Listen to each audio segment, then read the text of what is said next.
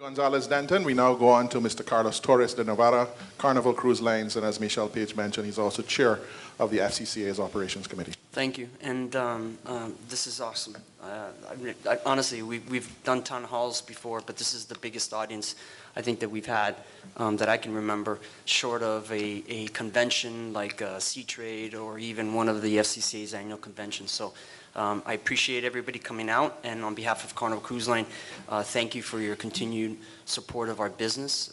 We love the USVI and St. Thomas, St. Croix, and we're here to stay. So I just want to make sure that the tone is positive, because from our perspective, it's all positive. This is what we're talking about here is fine-tuning and planning for the future. So I've got some slides here, and there's a lot of data in here, and sometimes people get a little offended if you're honest with them. And I always look at honest commentary as a gift.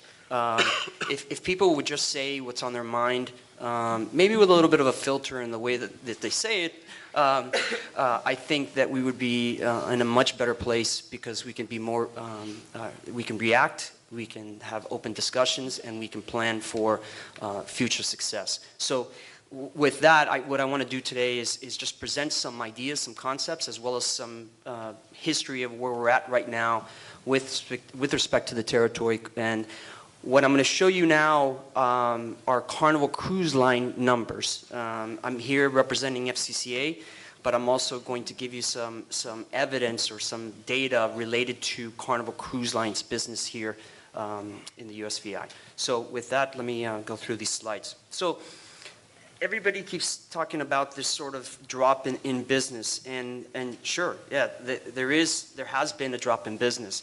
And even in our business here in St. Croix, obviously it's been low for a while, but in St. Thomas, it has dropped off. And I hear from everybody, what's going on? And I keep telling everyone that, look, there's nothing fundamentally wrong with St. Thomas.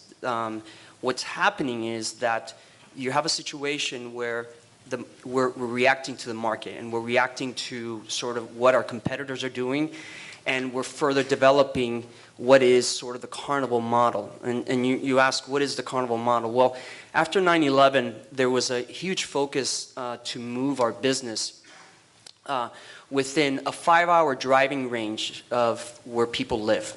And so as a result, today, this North American strategy that we have in terms of sourcing our guests from a lot of cities, a total of 17 home ports out of North America, it's been something that's succeeding. One specific port which has sort of led to a drop in business in St. Thomas, it has been the growth of Galveston, Texas. And because of the distance away from Texas, we find ourselves that we had to drop St. Thomas with that specific ship that was moved out of the South Florida area into Texas. And as a result, that was a part of the component in terms of the drop. We also made some other changes in our business in terms of deployments and itineraries that resulted, unfortunately, in a drop in the business. But you'll see that in 17, there is a slight rebound, and in 18, you start getting above the 500,000 passengers. Clearly, everybody wants more, but we're in a different environment. I think that Federico and Michelle were very clear on that this isn't the cruise industry of yesteryear. You have a situation where you've got a lot more competitors in the region, from BVIs to St. Martin's. I don't need to keep hashing that out again, but it is competition, and it provides for us an ability to diversify our product. St. Thomas will always be part of our itineraries. People want to come here, but as far as growth, significant growth going forward, that's what we're here for, is to discuss how to attract more people, and I'll get into more details on that as we move forward. So the first destination I want to talk about is St. Croix. As the previous slide indicates, we're not big users currently of St. Croix. We used to be, but that changed when we started focusing on St. Thomas. This slide, what it shows you on the left, on the satisfaction trend, the evidence, you see the lines that are there, those are the calls that we had in St. Croix dating back to 14 all the way through current. And what it shows is sort of what our guests are rating the destination. And you'll note that it's a little choppy. And when you look at the chart on the right, the green dotted line, what that basically shows is just the average versus your competitors. And you'll note that, it's inconsistent across the board, and especially across the average. And that's something we need, and I'll talk about that in a second, is this inconsistency. When you look at the type of calls that you get in St. Croix from us, most of them are coming from San Juan. But we do have a number of calls that we have as part of our Journeys program. And I'll explain a little bit what Journeys is. Essentially what we decided to do is to try to attract these past cruise guests on these journeys that would leave from a U.S. home port, but maybe do 2 weeks. And it would then sprinkle all these different ports in the Caribbean from, let's say, a port from Miami or elsewhere, but give those past cruisers that just don't want to go to the same 3 ports on a 7-day itinerary, but rather try something new.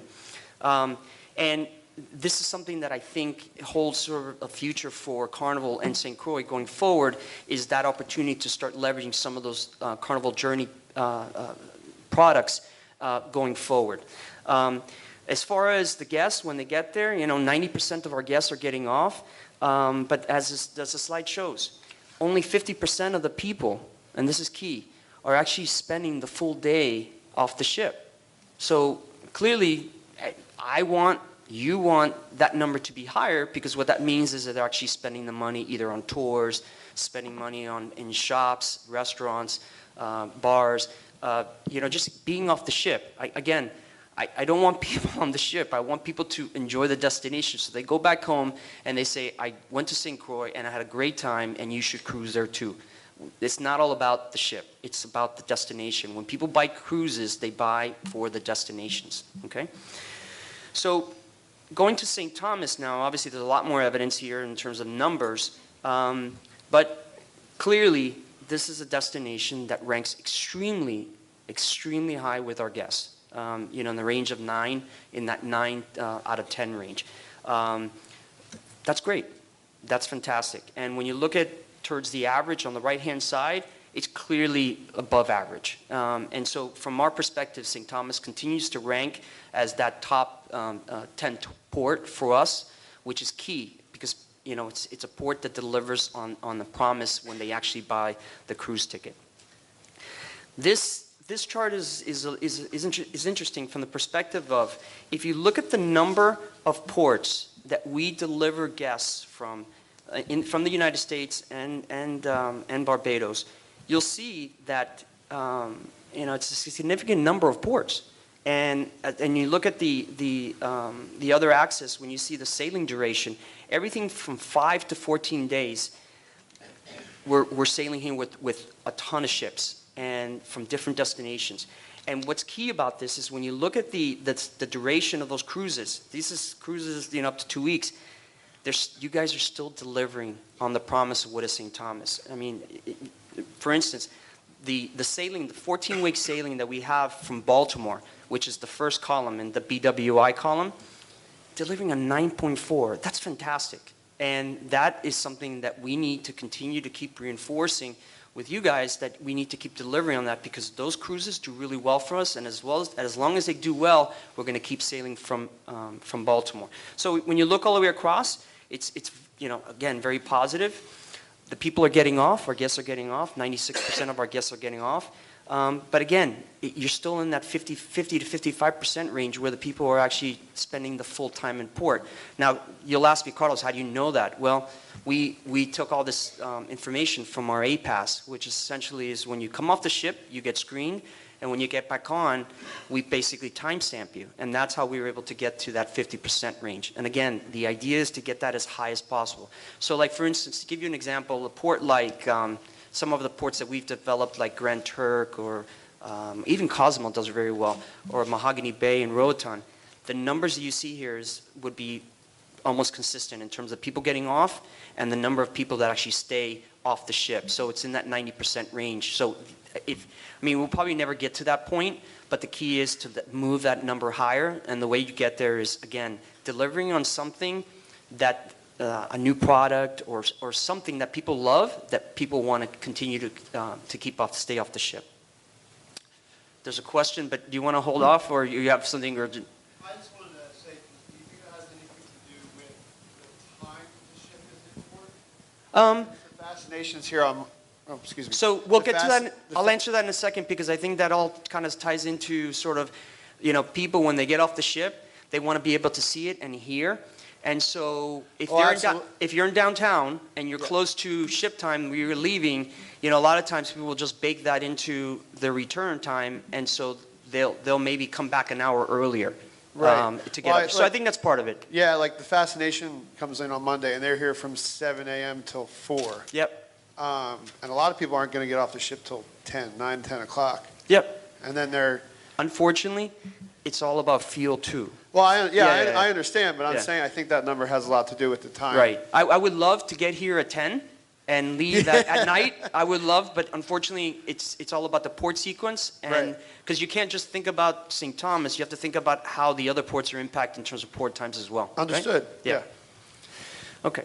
So I'm not sure if any people are aware of what's something called a word cloud, and essentially what we did here is we created a word cloud with 3 destinations: St. Croix, St. Thomas, and we'll call Port XYZ. Port XYZ is one of your competitors.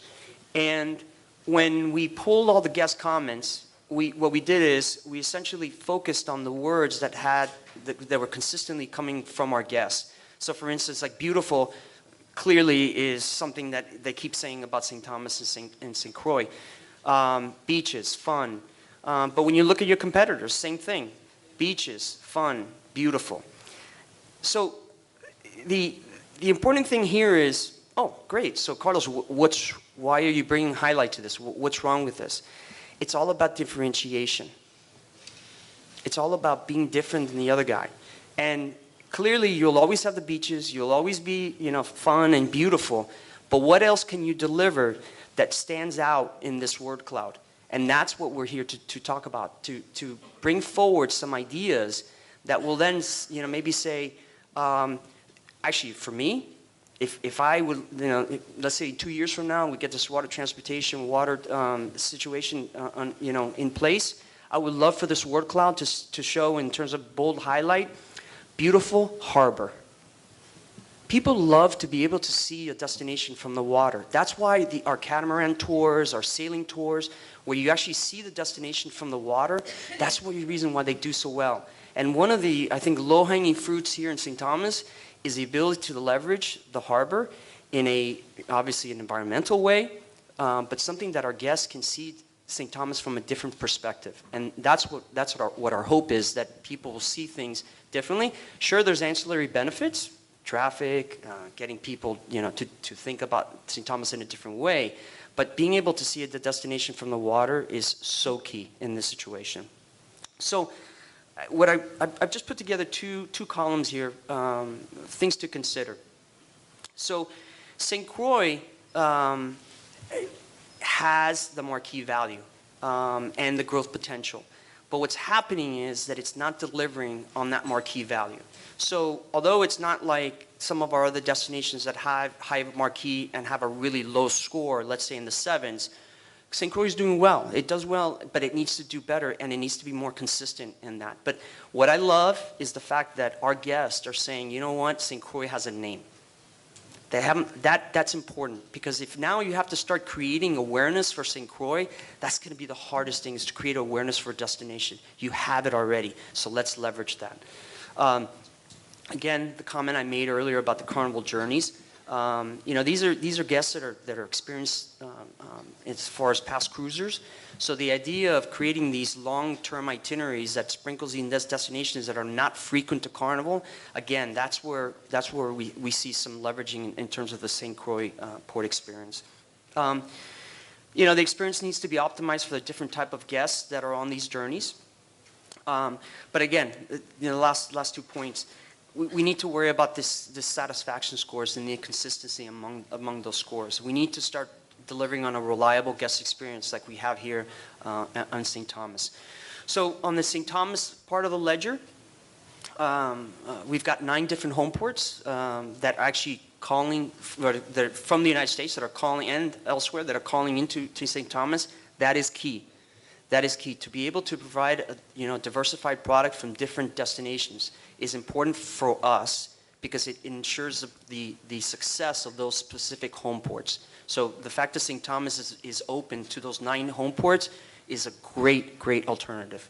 You know, in terms of the days that we sell, 5 to 14 days, we sail here with all of our ships, basically from, in terms of class ships, from the Fantasy, which are our oldest ships, to our newest ship with the Carnival Vista, and soon the Carnival Horizon next year.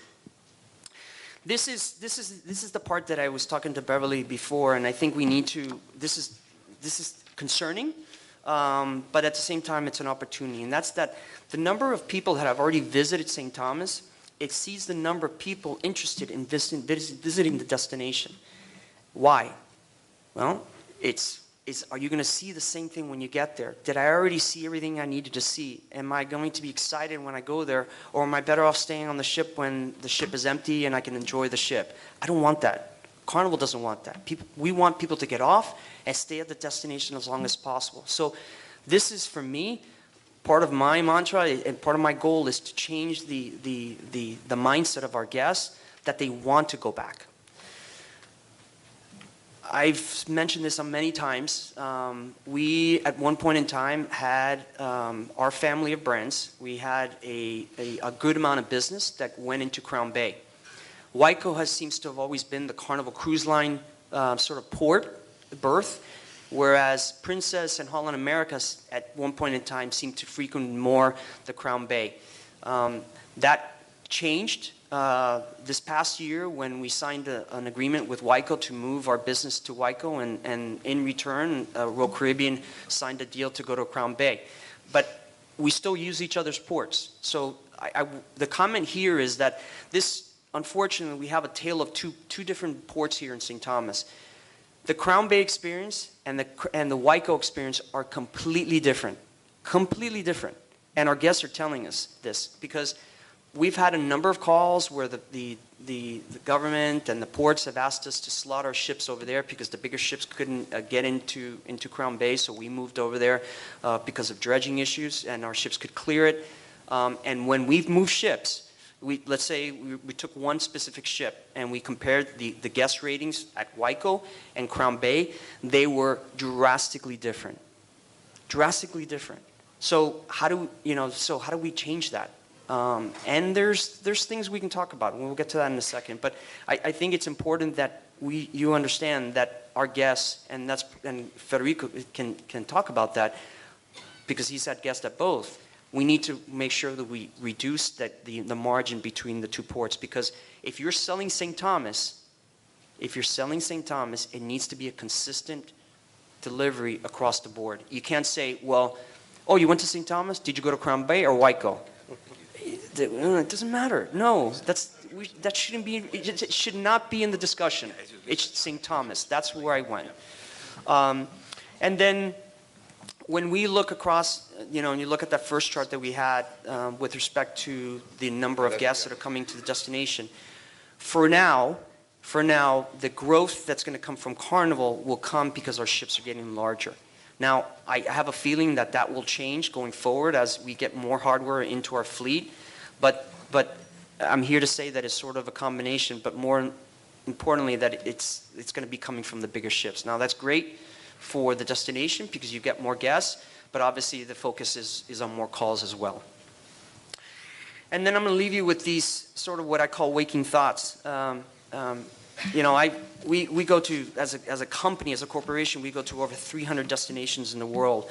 Carnival Cruise Line's focus is the Caribbean, and it always will be the Caribbean. So when I do have these waking thoughts in terms of what we can do here, because I need to make sure that we succeed. But at the same time, I just want to leave you with some thoughts here in terms of things that you guys should be thinking about when you wake up. And you know, first, number one, are we doing enough to get ready for the future? And what that means is bigger ships, more demanding guests, more competition from other ports and other countries within the region. What are we doing today and tomorrow to make this a more welcoming experience? What are we doing to differentiate ourselves? What is St. Thomas doing to improve the experience and the interest in the destination? Just, you know, like the comment that I made earlier, you know, everybody knows what this is about, but it's all about changing mindsets, about wanting to come back again and again. And what is St. Croix doing to improve the experience of the cruisers that are visiting the island and delivering on a more consistent basis? So, you know, I really want to stop talking. I think you should ask as many questions. We're going to be as honest as we can. And again, I thank you for your time and the platform to present this information to you guys. Thank you very much. Carlos Torres from Carnival Cruise Lines. Now we go into the audience engagement.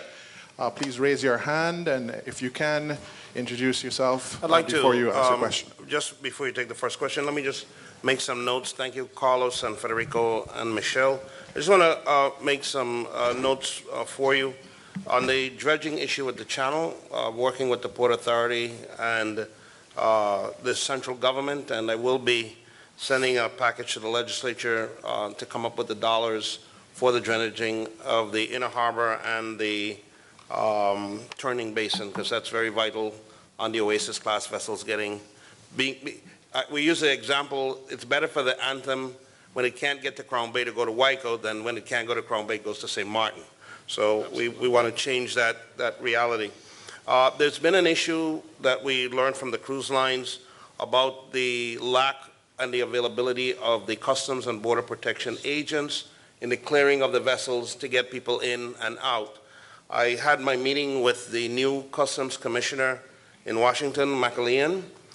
We went through a series of issues, and we have actually written and agreed on the issues that how we're going to resolve them. There's a certain level of staffing that CBP, Customs and Border Protection, are to have in the territory, and they're going to verify whether they have them or not. But at the same time, on the budget that I'm sending to the legislature on Friday, I have included an amount in that budget, and the Customs Commission has agreed thus far that we, the government of the Virgin Islands, will enter into an interagency personal agreement with the federal government, the Department of Homeland Security, to add 6 to 10 more CBP agents in the St. Thomas, St. John district, specifically for clearing foreign flights that want to come in the evening, and for clearing the cruise vessels that are coming in the mornings. And then I'm told that 10 to 12-day cruises, they can't come in because they're stopping at foreign ports. Yep. So these agents and the law, we've already agreed in Washington that the law does permit the agents to go on board the night before the last destination and clear on the way to St. Thomas, so they can disembark here. And so the Customs and Border Protection will be, the way we're working this is that they're going to be responsible for the hiring and the training and the recruitment of the agents, with the caveat that the recruitment must begin in the Virgin Islands, but we will simply pay for the expenses to have them on board.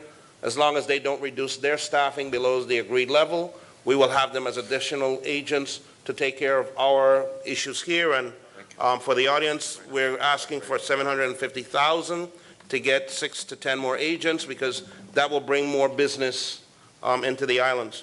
And finally, for the cruise lines, on the issue of fueling, we now know where you get all your fuel from, and we know how far south that is. So we're working with our partners at Lime Tree Bay, and I know they've made some proposals to some of the lines on fueling costs that far surpass what you're paying, and they can do them right here in the U.S. Virgin Islands, and they're going to present a proposal to you to do the fueling here so we can keep you here a little longer as well.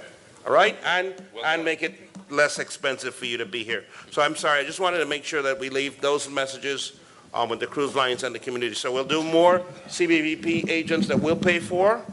We're going to get the dredging in the inner harbor and the turn basin done, and we're going to work on the fueling issues. And then in the task force meeting, I'm going to speak with the Lieutenant Governor, because part of what we're getting from the surveys, particularly from the millennia crowd, they want to be immersed in the culture and with the folks and with the food, and they want the products made in the Virgin Islands by Virgin Islanders.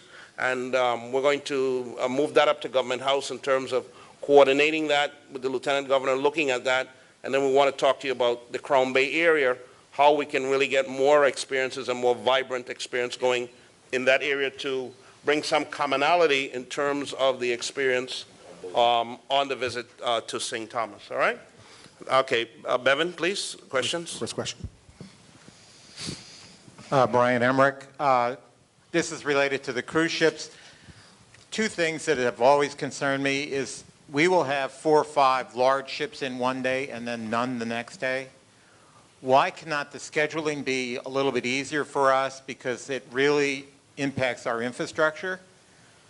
And the second aspect of it is I'd like you to put to bed all the different concepts or rumors of why you don't stay past 5 o'clock at night. Other destinations, most of the ships, they're paid up until midnight, and they take advantage of that, and they'll stay till 10 or 11 o'clock at night. Why don't you do that down here? So, Go ahead. no, go ahead. No, Ladies go ahead. first. Ladies first. Yeah, I'm saving my words. Go Okay. ahead. I think your question is almost the same, and I'll tell you why. When we lay out the itineraries from, in our case, our 9 home ports, there's certain things that are I guess the rules of engagement to try and develop an itinerary. Number one, we try and stay within a certain speed, because the ship is only capable of certain speeds. That's number one, and it varies by ship. Fuel is extremely important, and when you see these crazy port times, a lot of it has to do with the fact that we have speed and distance and fuel as part of the consideration. Now, certainly we want to continue to have a St. Thomas in the itinerary, so at times, unfortunately, we don't stay as long as we'd like, but it's only because when you look at these sort of like pearls on a string, we have to make sure that we keep all the pearls on the string in order to sell that particular cruise. So the port times are optimized, and the days that we're here, and to your first question, are optimized. Unfortunately, if you're starting a cruise on the weekend from a North American port or elsewhere, it falls on the date, unfortunately, that everybody wants to be here. It's not because we're copying each other, it's because that's what the maritime constraints are. So when you consider wanting to stay here later, that part of that is if we stay here too late, unfortunately, we can't get to the next port in time in order to have the full day at that specific port that the guests are expecting. So as much as we would like to be here later, unfortunately, let's say if, for instance, like a port like Nassau, Bahamas, they're lucky in the standpoint that they're so close to Florida that we have the ability there to stay overnight. Unfortunately, we don't have that luxury in St. Thomas. So again, this isn't like it used to be in the past days when fuel was less than 3% of our total cost. Now it's in double digits. Okay, if I could just add to that, in the perfect world, as I said, we are going to go where we can make the most money. If we have the product in St. Thomas that demands that the passengers are saying, we want to stay here, it's going to cost us less money if we stay here and omit another port. So that's what your goal is. Your goal is, I like to look at it as wet spaghetti. You know, you throw wet spaghetti against a wall, some of it sticks, some of it doesn't. You're throwing so much wet spaghetti at that wall that most of the passengers are going to want to stay here later because there's so much to do. Right now, they're getting back on the ship and they want to go someplace else. And this is, again, this is a result of a formula, as Carlos said. You know, it's about time, speed, and distance. And this is not like a one person making the decision. It's like marine operations with hotel operations, deployment, ShoreX. So they are all on this table discussing exactly what you are suggesting. How much time do we spend on a port? But as Michelle said, there are certain things to offset that. Experience, having a great night product in St. Thomas, that might help if we can make money with that experience. Fuel, the price of fuel, if we can bunker here at a very competitive price, that might change this formula. So there are ways that you can bring, allowing the ships to open the shops and casino while in port. Those are things that might help convince this team of people to make a decision and decide to stay longer in port. Like look at Egypt. Ships stay overnight so they can do the sound and light show at the pyramids. So if you, as Federico said, if you have things that are propelling the passengers to want to stay, that's going to cause the ships to stay.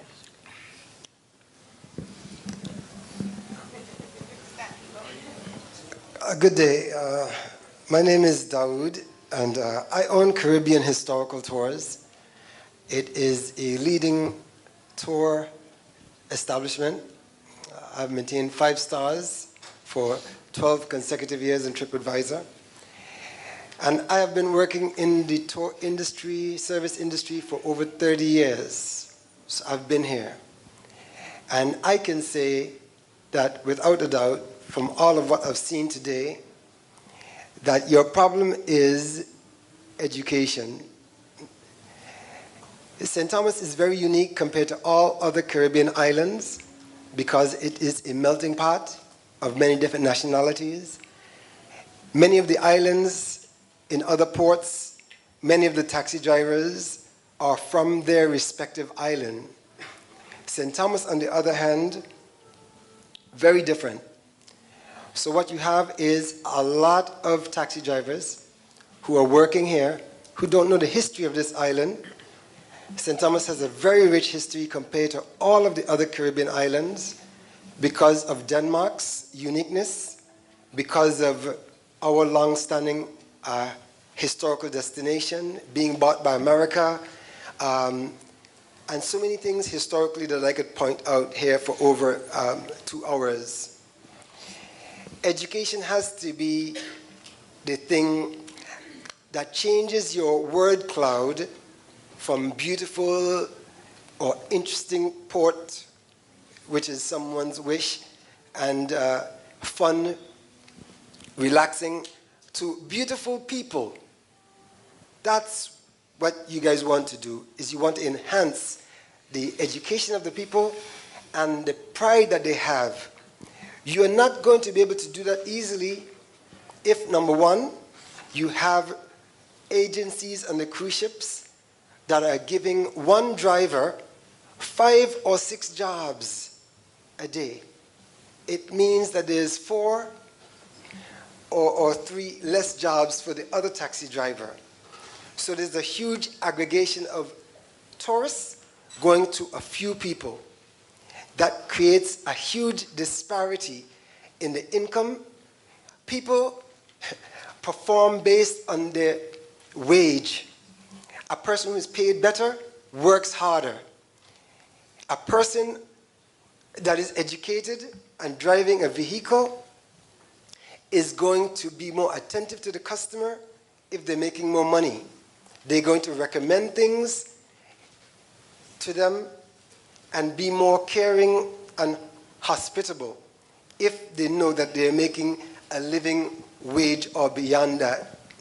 So I know from my experience, I wrote a training manual for my own company to train my tour guides. Okay? A training manual that I approach tourism about, I approach the taxi commission about, and it's not in the budget. Maybe if the cruise ship can take a little look back and see that they need to do more in reinvesting in the locations that they are making all of this huge billions of dollar profit from, and put money back in there, maybe have some basket weaving classes, have some coal pot making classes, some charcoal making classes, and things that will give the drivers more education about their island so that they could impart more information to the tourists. I could go on, Sure, but sir. Let's get a response. Carlos, how many destinations do your ships go to? So as I mentioned in my part of the speech, we go to, as a corporation, to over 300 destinations in the world. But can I just comment? There's two things I want to comment. I think at the core of what you said, you're looking for help and you're looking for everybody here to differentiate the product of what is St. Thomas. One of the things that hasn't been discussed at all in all of this is, let's not lose sight of the fact that you guys are a U.S. port. How many folks can say that? And the fact that when our guests get off, that are mostly North American source, they can have conversations with people and not have to worry about a language barrier or money barrier. So that's a positive, but it's building on that, on the fact that you are a U.S. port and that you can do things that other ports cannot with respect to cruising. Now, as far as investing in destination, I agree. We can all work together to try and bring awareness.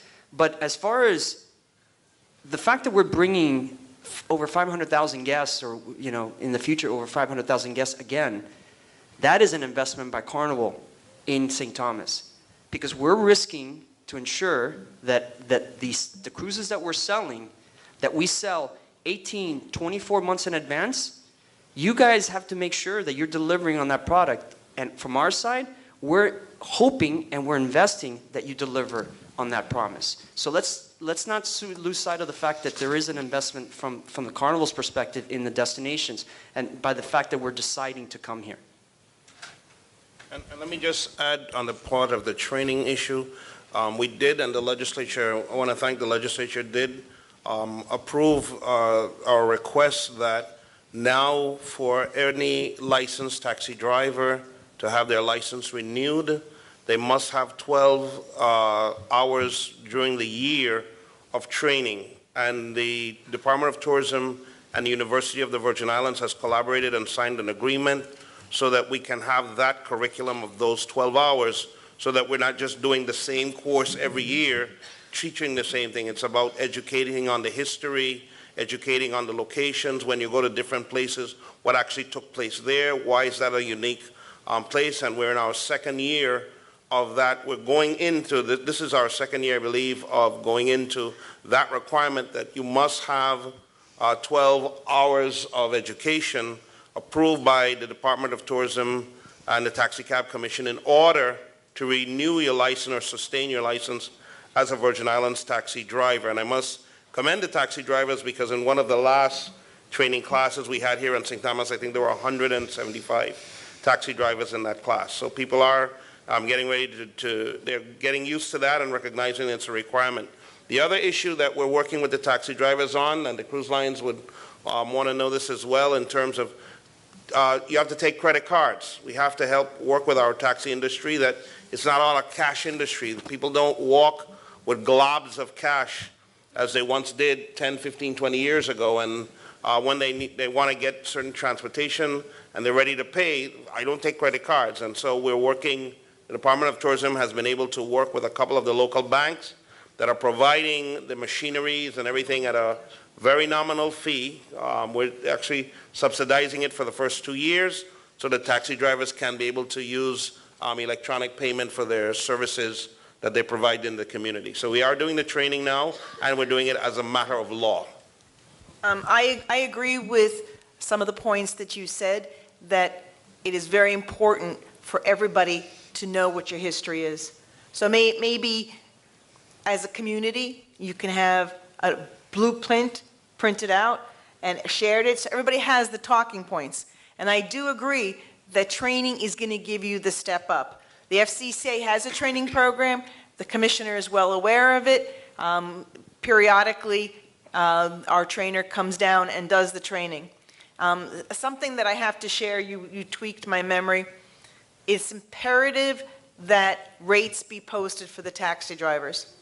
This was brought to the forefront, and the Honorable Governor, unfortunately, had to get the wrath of the chairman of Carnival Corporation, Mickey Arison, who came off the ship by himself, took a taxi downtown to walk around to just see what was happening, and then took a taxi back, and there was different race. And he you know, wrote a very harsh letter to the governor that this can't go on. So. A question in the back. Good afternoon. My name is Tanya Garnett Stapleton. I do sales for Tropical Shipping. And one of the things I wanted to, that I was listening to... Can you speak a little louder? I wanted to thank you for having this town hall meeting. This is awesome. One of the things that I experience in talking to many businesses here in various places is the perception when guests are on the cruise ships. A lot of the businesses on Main Street, for example, there's a perception that the cruise ships want to keep guests on the ship. And I don't have any statistical numbers, but I know when I speak to my customers, a lot of people feel that, oh, well, the cruise ships are trying to keep the passengers on the ship. Not saying that that's not, however, your information helped to clarify that, Carlos. Yeah, so I'm glad to hear that. You know, there is, you know, you want to have the passengers off, and I think that having that understanding now, I think being able to help, well, for anyone else that hears this and hears what you say, can now understand, okay, well, we have to have a different approach to it. One of the things I'd like to find out is, are there any amenities specifically that you may have heard cruise ship passengers ask for, that they're like, okay, well, we would like to see more of this? And then I have one other question for you, but I'd like to... So you asked amenities or product? Amenities or product. Okay. Huh. That's the big one, right? So the product, amenities, all I could say on that front is the following. You have two types of guests that come to St. Thomas. Two.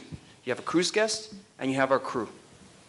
When the ship gets here, there's a good percentage of our crew that actually get off the ship to do shopping for whatever they need because they can't get it on the ship. So, and at times, they may need a dentist. They may need some medical assistance in some way. So my thought would be to try and focus on the, you know, on the crews that are coming off and figure out exactly what is it that they're buying.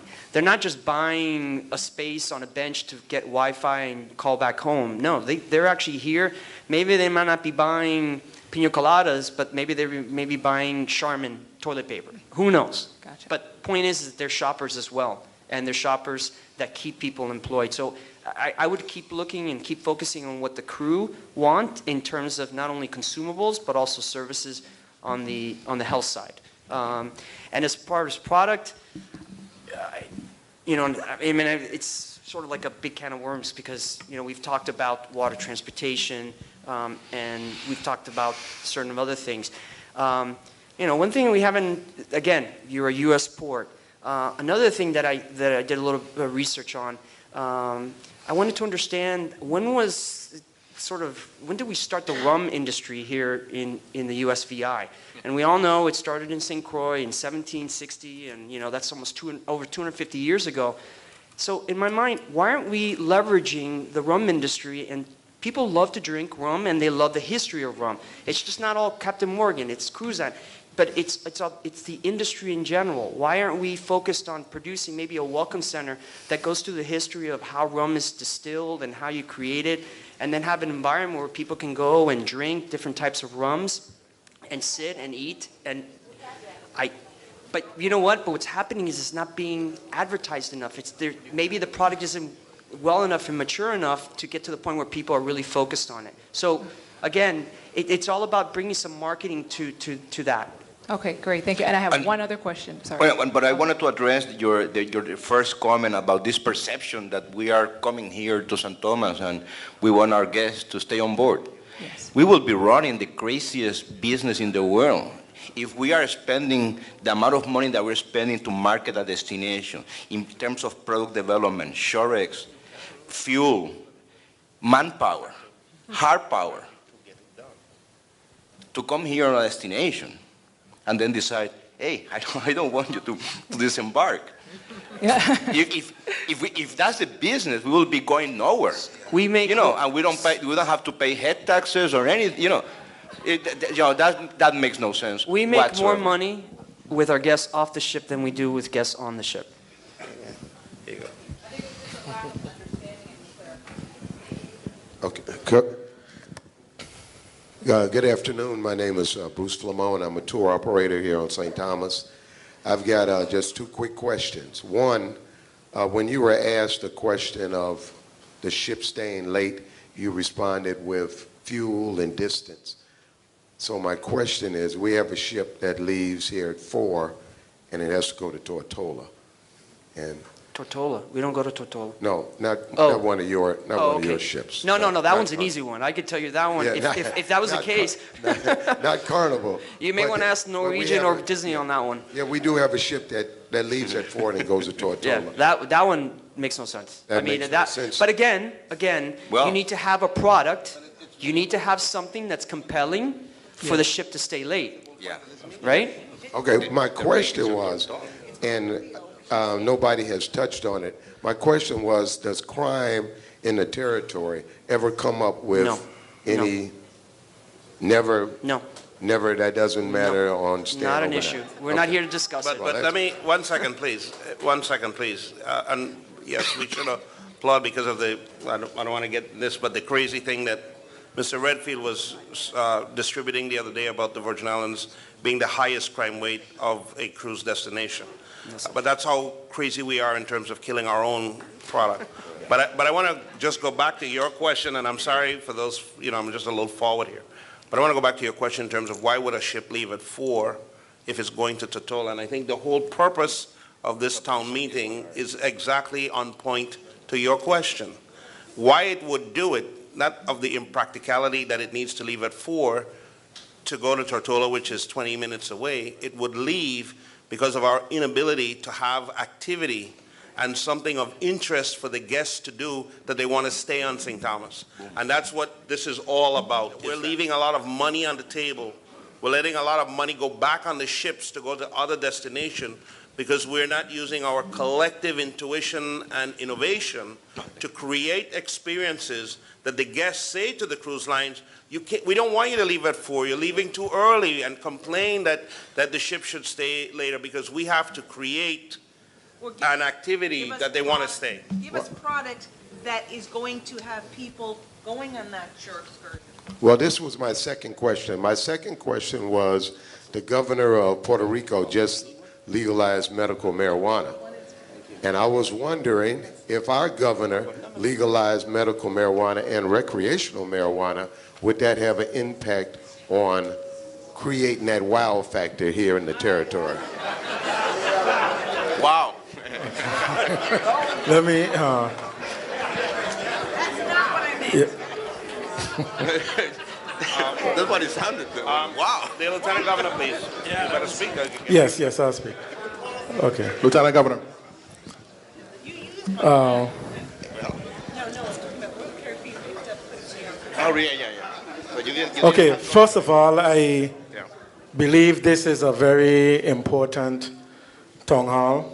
I think it's extremely important, and I want to welcome and just tell everyone that I truly appreciate you being here. I have an idea I want to share with you because it's an idea that I have had for quite a while.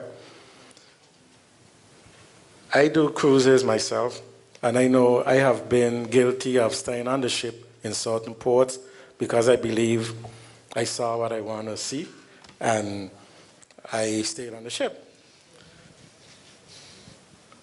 We here in the Virgin Islands, we here in St. Thomas as this destination, as is clearly indicated, need to find and do something unique and special to differentiate ourselves. And we have been, to me, lacking the ideas, the whole thoughtfulness about something specific that could be done. And I'm proposing a cultural museum here in the territory that will in fact do a lot of the things that we need to do to enhance the visitor's experience.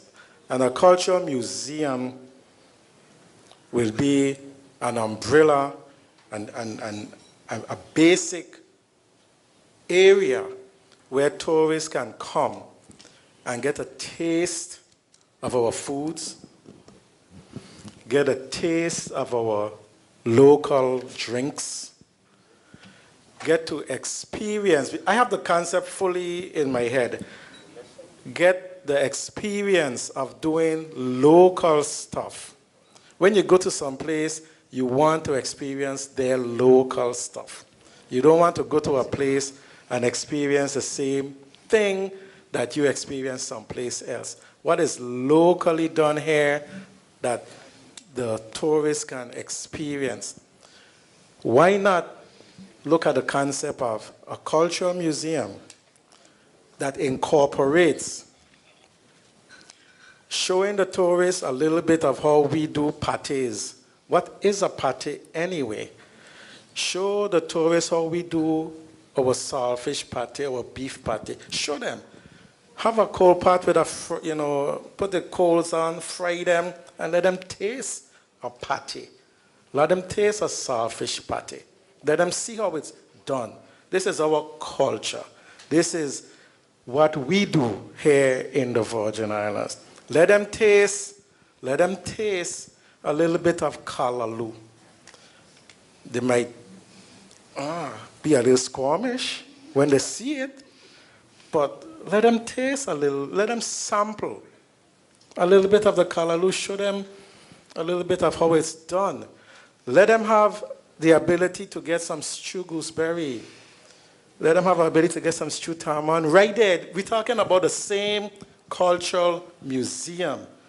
Let them be able to take a look at our top costumes for Carnival the year before.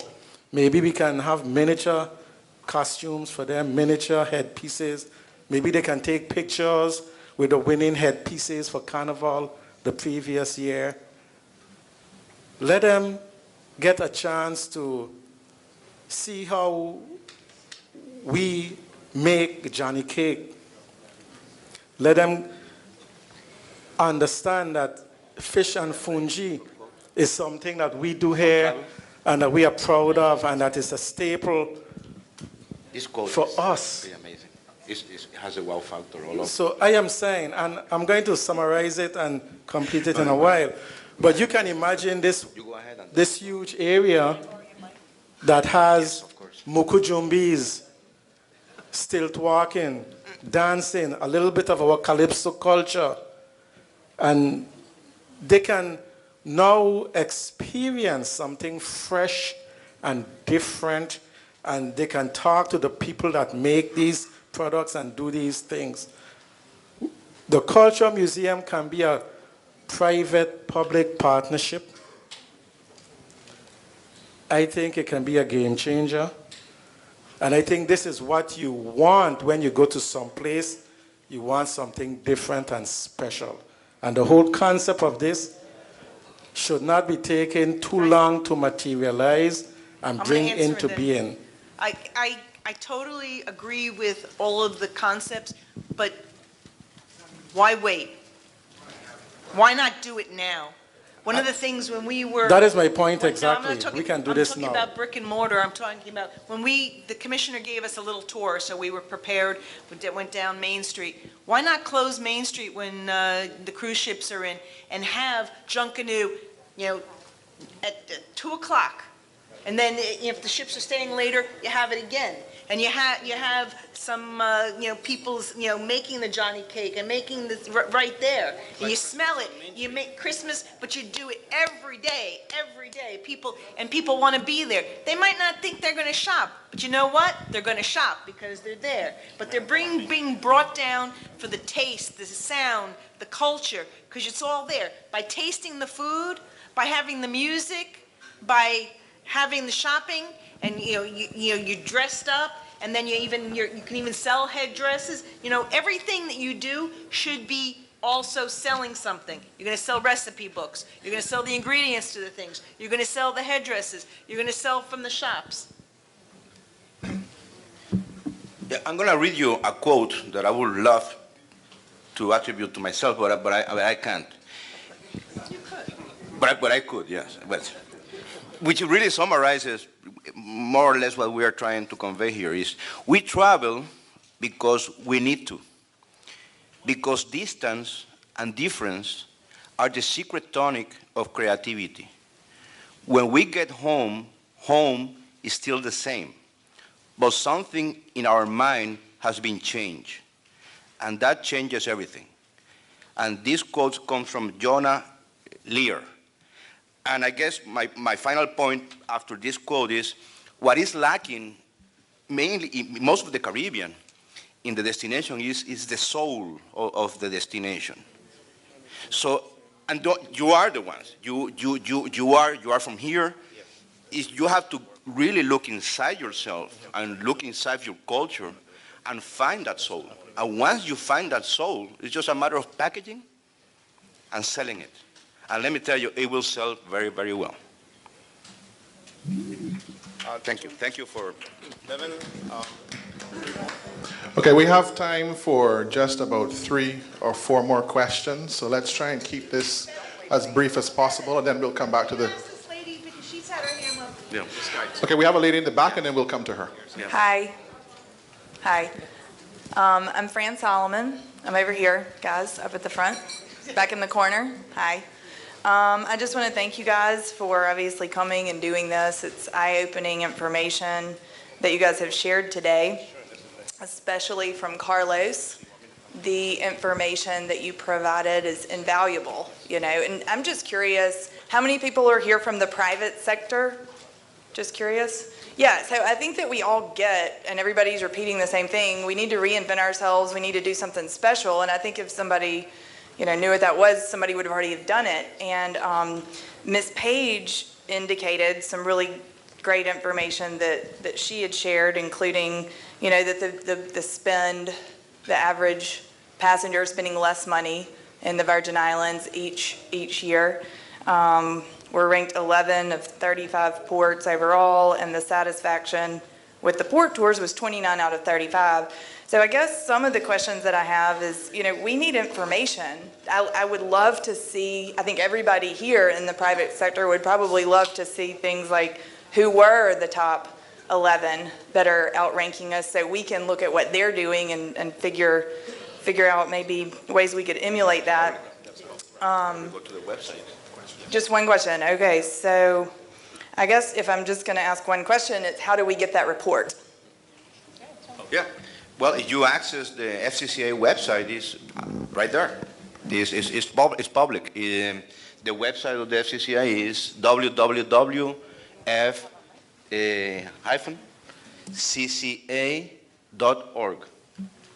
And then you have there is like a section for resources. You go there, and you will find, as a matter of fact, the last... Or ask the Department of Tourism, they have it too. Oh, yeah, or ask Commissioner Beverly to provide you the link. But it's out, yeah, it's out there. This is your study. You participate with us, so the commission, the Virgin Islands can even tweak some of the questions that if you are doing something different. And this year, we're also, at the request of the governor, we're separating the results as it relates to Crown Bay and Waiko, because as was indicated, the results are different. And it's also very, very important for you, the private sector, to participate in all the events that FCCA holds every year. And we have the Platinum Conference, we have the Trade Conference, we have a series of events, and we're always sharing this information. And the next one, if you're interested, is the next conference and trade show. It's going to be in Mérida, Mexico, from October the 23rd to the 27th of this year. And there's still time for you to register. And the reason it's so important is because, as I said, there's 19 member lines, and they're all different. They have different types of people that are on board. So if you have one thing and you think, well, every single cruise passenger, every cruise line is going to sell it, wrong. Mm-hmm. They're different, and sometimes even speak different languages. Alani? Is this on? Can you hear? Okay. Good afternoon. Thank you so much for having this meeting today. This is very important, this town hall. My name is Ruth Prager, and I own Gallery St. Thomas in Palm Passage. And I do find that I am sometimes competing with some of the products that are sold on the ship. People come into my gallery and they say, well, I've already bought all my artwork on the ship. And I have been on a cruise ship and have gone to those, showings on the ships. And so there is some competition. My question for you as a very small business owner, and when I say small, I mean very small, what is the best way that I can promote my business to your passengers? I know we're living in a world of social media and all kinds of things, but what would you suggest for somebody with a very small budget, the number one way that I can reach out to your cruise ship passengers? For myself, the way I like is in a lot of your establishments, if you have your art displayed at maybe even at the port, at restaurants, at different places, so people can say, wow, where can I see that? And have a little handbook about yourself and about what sets your art apart. As the whole theme is different, unique. I mean, art is something that people are going to buy it if they can't get it anyplace else. But if they can think that they can Google it and find it cheaper, so I would promote it. Plus, there's the shopping program. Federico? Yeah, well, there's the shopping program, and if you give me your card, I can put you in contact with the people that deal with that program. Is it a super expensive program? Yeah. But in reality, my main suggestion is social media is amazing. The things that you can do now with the Instagrams and the Twitters and the Facebooks and all, and our guests are totally connected. So anything that you can do really to stand taller than maybe your competitors, even taller than what we are selling on board. Some uniqueness that you have in your product, and you can somehow, pass the word out in social media that what you have is unique and you can only find it in St. Thomas. I mean, is there anything that is on your website that we are allowed to post? We're having a new show. This is Friday. You're in town. Please come by and see the latest. No, unfortunately, no. Another question from this side of the room. Hi, good evening. My name is Elizabeth Watley, and I come from St. Croix, our sister island. And what I wanted to bring to the forefront is we're hearing a lot of different ideas about St. Thomas, and I'm very curious to see also what's going on in St. Croix to attract new cruises. As well as another thing that I experienced was cruising myself on Royal Caribbean and all the other cruises, but on Royal Caribbean, I believe there's a Jamrock cruise where Jamaica is basically the forefront of the theme of the cruise, and they have established entertainment system that goes along with the cruise. And I've noticed going on the cruise that a lot of people from the Virgin Islands are patronizing this cruise because of the love of the music and entertainment, which is Caribbean based, but it showcases Jamaica. So I was wondering, one, if the Virgin Islands can do something like that, where we can sell our product not just to North America, but the other Caribbean islands to patronize cruises to visit our port, and also if we're going to be working on any dredging in the Christiansted area in St. Croix. Thank you. Carlos, that's you. Well, first, I think that may be a charter. Yeah. So we have charter groups that are constantly being I guess they're in open discussions with various entities that actually want to go to St. Croix, and we've had a number of those. But as far as what we can do in St. Croix, I mean, we were there, 2 years ago? I think it was 2 years ago. And I hadn't been to St. Croix. And I thought, man, this is a great place. I think the unfortunate issue that we have is that we don't have enough business there to at least get some investors to come in and say, okay, if we're going to invest for cruise, then we need the business. Investing in St. Thomas, that's an easy one because the business is here. There's a good level of business. Yes, it's dropped off a little bit, but it's still very, very strong. St. Croix doesn't have that advantage. So it's almost chicken and the egg kind of thing. Look, I think it's all about working with the FCCA and working with the individual cruise lines in creating content. And as soon as those, and by the way, St. Croix will get more business. It will get more business. It's just a matter of how quickly we'll get it and whether it wears down people's patience or if people have, you know, the long game in mind that we just need to wait it out because it will eventually turn around. It will turn around. But and we have some good news about St. Croix. For example, I'm going to give you some deployment information for Celebrity Cruises and Royal. In 16-17, we had 19 calls to St. Croix. 17-18 this season, 21. 18-19, we're going to have 38. So in total, in terms of passengers that we're bringing to St. Croix, we're talking about almost 90,000 passengers. But again, the most important thing, now that you know that we are calling St. Croix and we are coming with good amount of passengers, is what you do with that opportunity. So right now, if after that season, then all of a sudden, the ratings are not good, you won't see those numbers again. Exactly. So we are giving St. Croix an amazing opportunity to showcase what St. Croix is all about. So, and people, all the destinations will die to have that type of volume that they don't have. So again, it's maximize, take the opportunity. But to fill it, I can tell you that the ports of the VI, we're going to be doing this very same thing in St. Croix.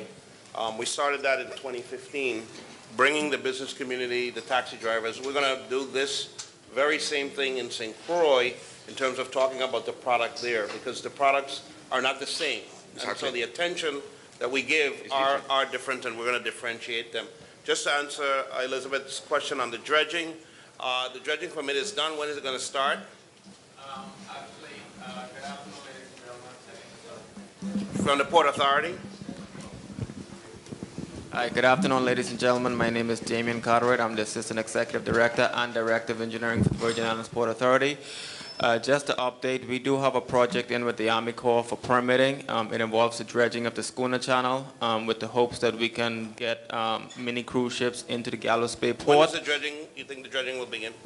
Early next year. I'm anticipating that we can go to bid on it. I anticipate having the permit finally from the Army Corps before the end of this year.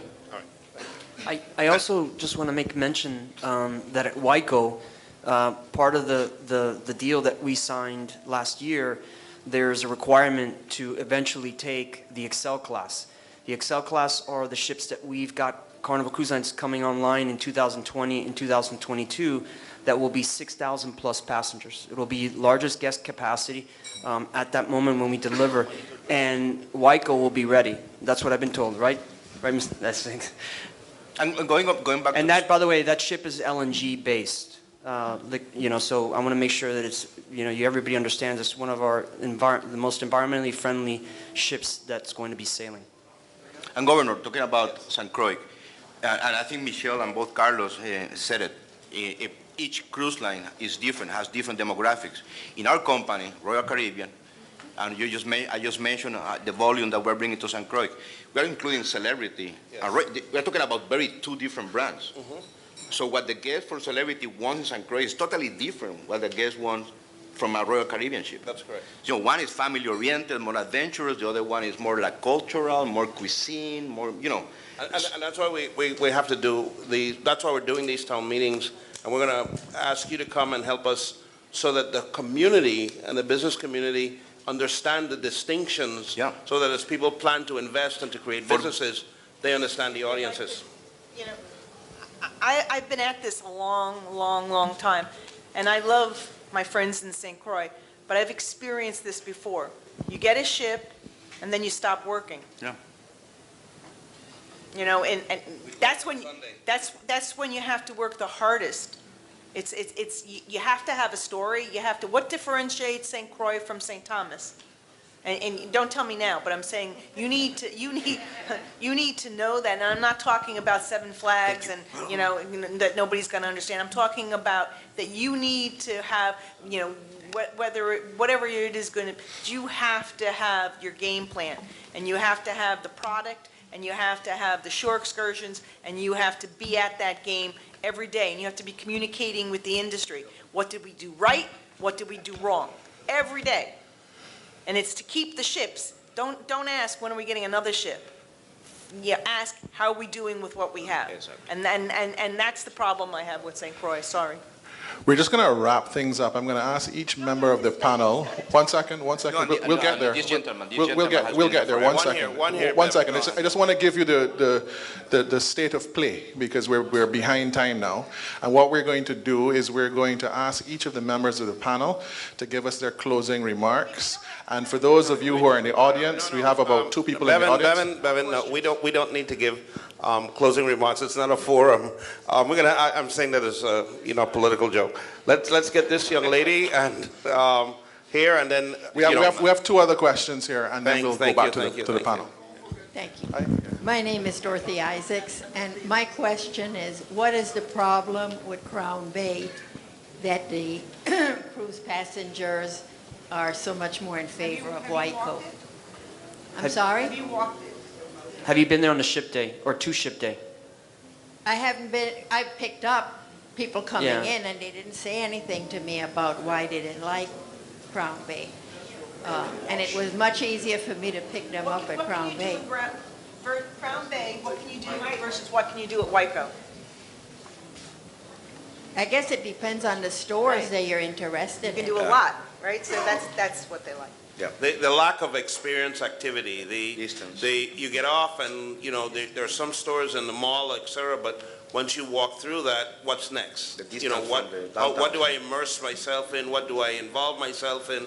What can I do to, I'm in a new place I haven't been, it's about the experience, and so that's what we're going to work to create. Well, right, and the surrounding area is very, industrial.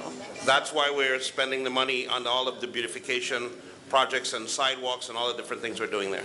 I did want to commend the Lieutenant Governor for his idea. I think putting something like that in Fort Christian would be, really good to have the cultural experience in that historic building. Okay, thank you. Kanika? Hello. Please.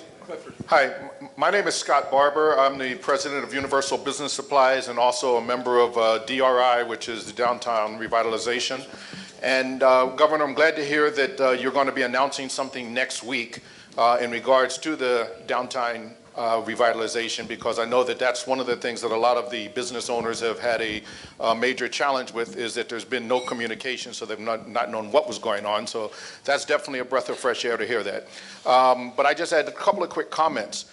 First of all, I wanted to mention and this is mostly for the task force, just something for the task force to keep in mind. When we were talking about the ships, the ship that will be doing the transportation, we're talking about separating ourselves, making ourselves a little bit different than everybody else. Just a water transportation will make us like some of the other locations. But what's going to help us to be different is to do something a little different than just water transportation, in my opinion. Possibly something along the lines of maybe, and I know that this was done before here, but for whatever reason it didn't last long because I believe of some issues, but not because of the thought process wasn't good, but because of the implementation might not have been the best. And that's like, if we're going to do transportation, maybe we could do something along the lines of like a pirate ship, so that the people who are going from location to location are having an experience that makes it more like a Caribbean experience and not just going from place to place. So that's just one thing to keep in mind for the task force to make it a little bit unique. Another thing to keep in mind, as the Lieutenant Governor had mentioned, was the cultural village. And that's one of the things that I wanted to mention, and I'm so glad that you did mention it, Lieutenant Governor, that was one of the things that you're going to be bringing out, because that is something that we definitely need. And if you'd like, I'd be glad to share some of the thoughts that I have on that if anyone's interested, because I think that there are some things that could be done where it can be interactive, And I think that it would be a good experience for the people coming off of the cruise ships. One last thing in terms of the new line that's coming in with the waterfront from Lucinda Millen to the legislature. Has anyone thought about the possibilities of like a bike lane coming down? Because I know that there's people that are coming into the Virgin Islands, younger crowd, millennials. I mean, some of them may just want to get their families off, take a little bike trip from, whether it's from Crown Bay up into town or from Yacht Haven into town, maybe just a bike lane that they might be able to utilize. So those are just my comments. Very good. Thank you. And we'll take that on the bike lane side into consideration. What we've done is the waterfront project as completed has much more wider sidewalks on the waterfront and the trees and the benches because it's designed to encourage people to walk, to, you know, not seek ground or water transportation, but to be very comfortable to use the waterfront and to literally go from, because we've made a decision to extend it all the way through the Crown Bay to basically be able to walk from Crown Bay all the way across the waterfront downtown St. Thomas and all the way into the West Indian Company property or Haven site property. And so we'll visit that with the commission and see what we can do in terms of putting the bike lane in. And your CDC and everybody's encouraging us to, any new infrastructure we do, make sure we have walking paths and bike lanes so that people move. So we'll visit that. All right? This young man here, please. I have a question. I said this young man here, and you looked around. I'm talking about you. You know, I'm a store owner at... the microphone. I'm a store owner at Havenside Mall. I have my question to Mr. Denton and the governor. Use the mic. You have to use the mic so they can hear you. Yeah, speak into the mic. Or you can come closer to the table. Can you hear me now? Perfect. Okay. My question to Mr. Denton is, did we disappoint you at the at the Havenside West Indian Dock? Did we disappoint you? I want to know the real reason. Why have you left? It's not about me. No. But you have been here for so many years, 30 years. No, not 30. No, 10, I mean, maybe longer, but I've been here for 36 years. And I know Royal Caribbean always was Havenside. And Havenside supported the whole island, including St. John. Supported the whole island. And everybody was prosperous. Till the end of Main Street. There was no stores available. Havenside, no stores available. Everybody used to pay premium to get inside the store. Now, because Royal Caribbean has left the West Indian, the Havenside dock, there is depression there. There is anger and sadness. And people are telling they want to quit. They don't know what to do. Why these decisions? Why don't you consult people first at the Havenside, how they are affected? You just make decisions and not knowing how they are affected. And the landlord is saying, give me my rent. And from empty pockets. Havenside needs to be filled up. Not empty like that. And so you want to know why? You make decisions without consulting? No, stop. You want to know why Royal Caribbean decided to go to Crown Bay? That's your question. Yes. Because the government didn't send Royal Caribbean to Crown Bay. Yes, that was our decision. We don't have that kind of authority. Yeah, that was our decision. All right. we needed to have, like, let me see how I put it. It was a business decision. Yeah, he did. And again, my apologies if you feel that we made the decision without consulting you.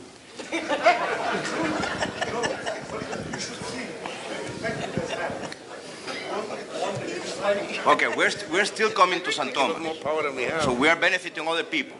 Okay? Sometimes you have to make decisions, not everybody's going to be happy, but we needed to make that decision. Okay? It was better than leaving. Because otherwise, we were facing the risk of leaving St. Thomas. So we needed to have the reassurance that Crown Bay gave us. Otherwise, maybe I wouldn't be sitting here without that commitment that we got that relationship that we have now with Crown Bay. So again, business is business. Waiko is still in operation as far as I know. Guests are still coming to Waiko as far as I know. So what are you doing with the guests that are coming now? You know, what is your proposition with the volume that you still have in Waiko, which I believe is still very significant. So to blame now the Barcos business to the fact that Royal Caribbean decided to move their ships to, I think that's a very accommodating, very easy to blame your lack of business to that decision. You have to reinvent yourself. You know, this is what we're talking about here. We be more competitive. Probably the guests that are coming right now in Waiko, in Heavenside, they are looking for different products. I don't know. You should know that, not me. One last question over here, sir. Good evening, ladies and gentlemen. My name is Raymond Victorine. I is a manager at the Waiko Dock. There's a new entity took over, which is Best Taxi. I want to compliment the governor and the lieutenant governor, along with the legislature and tourism, for what the governor said earlier on of making it mandatory for all taxi drivers, not just one, not one entity, not Best, every taxi driver, to make it mandatory to go to classes, to obtain your license. Because from what this young man just said right here, he's right. He's super right. We have a lot of taxi drivers set in the old ways. We had another entity there. And it has nothing to do with the cruise line, so cruise line, don't worry about it. So don't think you guys did nothing wrong. I'll go to sleep now. Yeah, you guys are fine. I'm just saying that we have taxi drivers that drive around this island and don't have no information to give to passengers. And the passengers, the stuff they give to passengers is lies. This is very good.